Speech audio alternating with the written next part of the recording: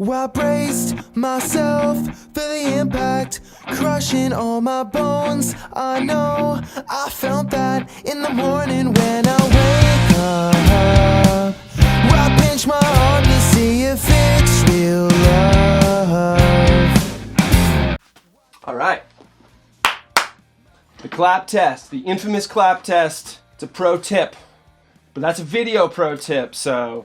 Okay, hey, what is up, everybody? I am Jay Moss, and this is a mix tip, and it will be the first of many. I'm gonna try to do at least one mix tip a week. I will definitely fail, but I'm going to try not to. So this week's tip is about getting the vocals to pop out of the mix. Now this can be used in the mixing stage, this can be used in the mastering stage. I'm gonna be doing it in the mastering stage for this awesome band called Columbus. I actually recorded their last record and mixed their last record. The beautiful and wonderful Chicago native, I actually don't know if he's from Chicago. He lives in Chicago. Matt Allison, who runs Atlas Studios.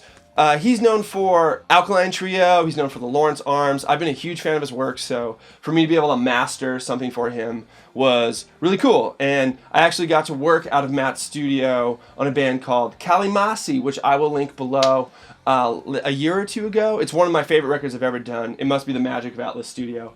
I don't know. What we're going to talk about is we're going to get our vocals to pop out of that haze of upper mid-range that can happen. And I'm going to show you a really sneaky trick that works in like almost every rock mix ever. The panning and stuff in rock can be kind of predictable, and that leaves this vulnerability for us to take advantage of. And I'm going to show you how. Because otherwise you'll be like, what am I going to do? What am I going to do? This is what you're going to do.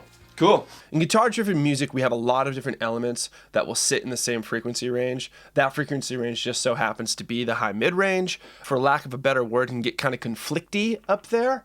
We're going to find vocals, guitars, and to some degree, the less pleasant part of cymbals and room mics can definitely sit in there.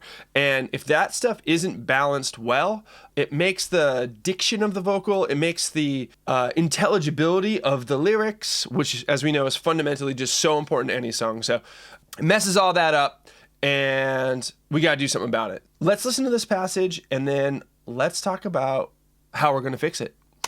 Well, I can't control my feelings. I'm either insecure or I'm just dreaming. I don't have any self-respect. Now, truthfully, this is good. I mean, this is a great starting point.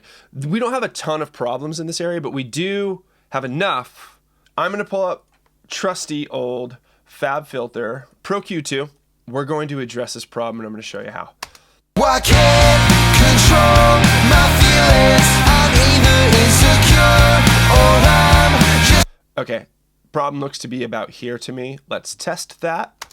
Well, I can't control my feelings. I'm either insecure or I'm... What I'm actually looking for is the vocal. I'm looking for the intelligibility aspect of the vocal. Like, which part of this high mid-range does the vocal sit in where I can really feel like I hear sort of like the edge of the words? I can't control my feelings. I'm either insecure or I'm just dreaming. I don't have any self-esteem.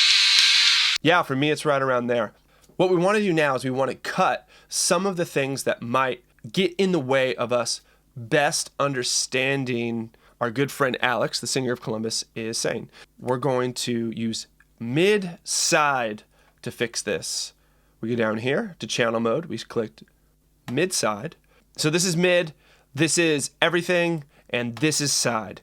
We're going to take the side, we're going to pull her on down until she feels right. Let's start here-ish. Well, I can't control my feelings. I'm either insecure or I'm just dreaming. I don't have any self-esteem. And all of a sudden, the vocals are easier to understand.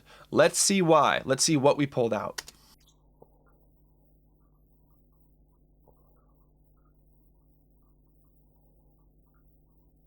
Okay, do you see how like the vocal is not overly loud when we're just listening to the sides? But let's say we were to check out the mid. I guarantee what we're gonna find in here when I solo just this band, we're gonna hear a ton of vocal and we're gonna hear probably a lot of the crack of the snare.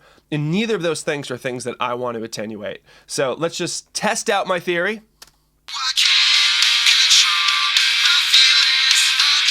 What do you know? So this is a cool thing to do. If you're having high mid-range problems, you can just take away cymbals and guitars, which typically live panned out to the sides, and cleverly give it a little cut, and it should go a long way in making the vocals more understandable inside of the mix. All right, enjoy.